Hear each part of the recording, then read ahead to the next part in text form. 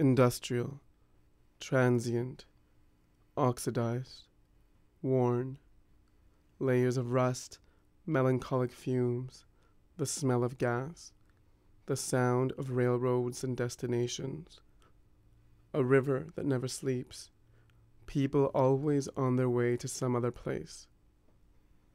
This is a brick-colored neighborhood. It is distant and removed from the spheres of decency. It is a masculine blue-collar place where men wear jeans, sometimes torn, with construction boots or faded running shoes as they make their way to work and later to the local pubs, strip clubs, parks, public washrooms, and sometimes even the bathhouse.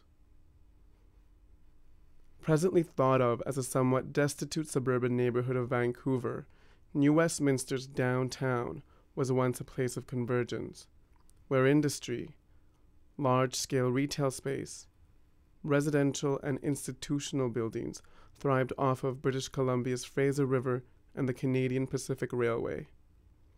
It was, and still is, a transient neighborhood that adapts to people's interests and anonymous desires.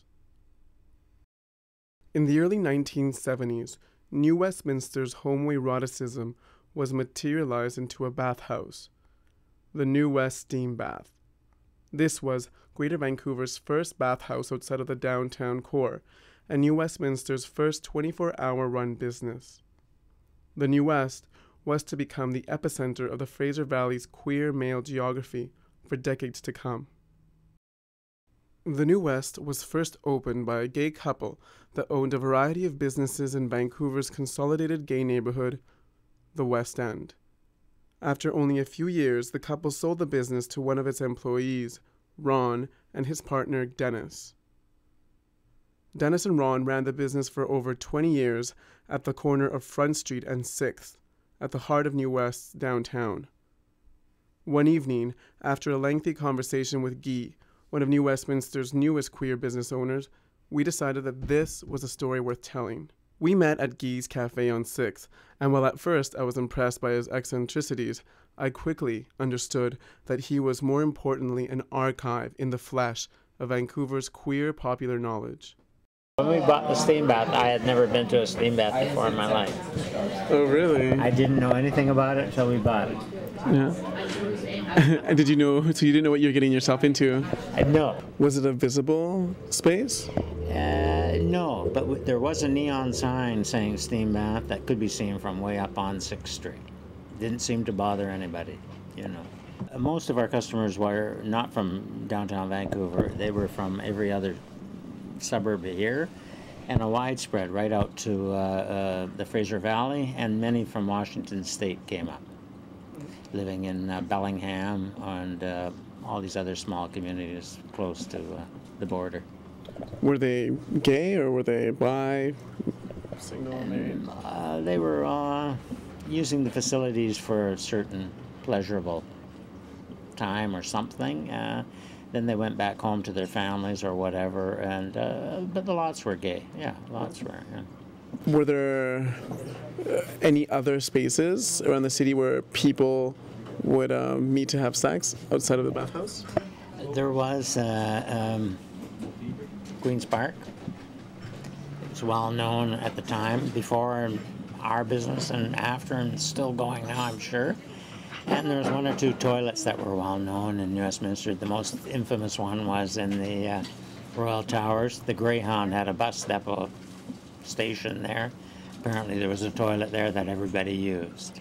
I was unfamiliar with it, but everybody else told me, yes. Were you aware of anything in Burnaby or Coquitlam or Surrey? Nothing really. It was mainly downtown, and we were about the only other place here in New Westminster. Were they places that the police knew about? Like, did the city... I think so. Yeah. I think most police departments know everything that's going on in every little town, but why push a bad subject just causes more grief, you know? Mm-hmm. So we didn't cause any troubles with the city of New Westminster, and they didn't give us any troubles. We paid our taxes and business licenses, etc., and we didn't cause them any grief. That's pretty exceptional for a city like New Westminster, 1970s. Why do you think that might have been? It was the only other real city outside Vancouver. All the others were sort of your suburbs, Surrey and Coquitlam and all that, but New Westminster was the city of New Westminster and the royal city. It's been around for years. In a way, the city of New Westminster consented to the NuWest Steambath because it encouraged men that slept with other men to fuck in a private space, keeping homosexual sex out of parks and public washrooms. Thus, many things happened between the walls of the NuWest Steambath that were rarely acknowledged or were oftentimes misinterpreted. Some of the stories were tragic, and one, in particular, stands out as evidence of the clandestine lives that use the space.